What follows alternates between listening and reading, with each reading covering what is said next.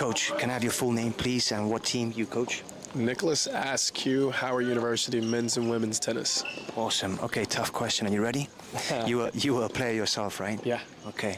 How many days a year did you feel at your best when you were out there playing tournaments? Not practice, not training, specifically this pressure environment. From 365 days a year, how many of those days do you remember that everything was perfect? 0. Yep, and we've asked this question to thousands of players and coaches, and they all say either 0 or 5 days. So our subscribers want to know, how do you become a better match player when you're not feeling 100%? We need some tips and suggestions, please. Yeah, I think the biggest thing is you just got to embrace it, knowing that any given day, things, can fall all kinds of ways. And, the best opportunity to go out there and see how well you can be is to continue to put yourself in the fire. Go out there and accept the challenge of the day, accept the challenge of the moment, and you stand better chances, especially in those higher pressure situations, because you tell yourself, I've been here before. Exactly, and that's my next question. How important are practice matches to become a better tournament match player? And do your players play a lot of practice matches? And if they do, how do you make them replicate that feeling of pressure? Yeah, I think it's all about replicating the scenario, replicating the environment, and it's tough to do because in a practice you can easily disengage and say, it's just practice. So we really stress quality, making sure it's quality practice. NC2As, we're only allowed a certain amount of hours per week that we can make mandatory for our training for our team.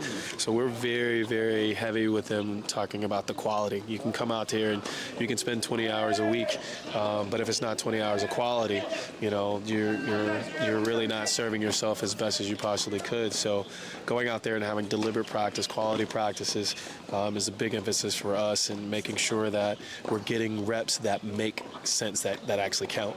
Oh, great replies. One more question. I think it's a tough question.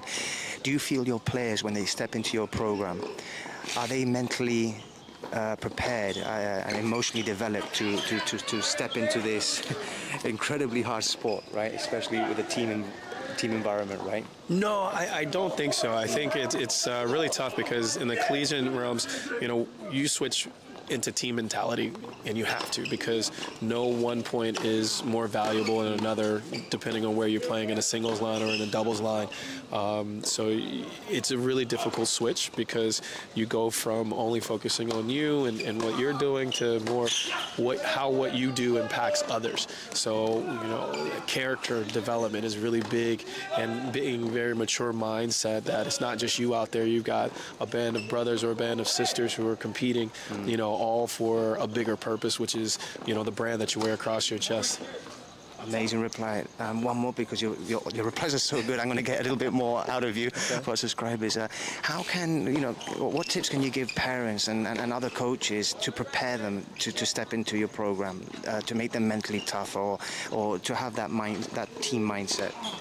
Yeah, there I think it's really important that coaches and parents allow the players to play, and they put them in scenarios where they're playing for something, and when they're competing for something, not just a title, not just an advancement, not just for points or rankings, but reminding them that their value is in how they compete and how they perform is bigger than just that match win or that match loss. Amazing. Coach, thanks so much. Good luck with the season. Thank you, man. Appreciate it. That was amazing.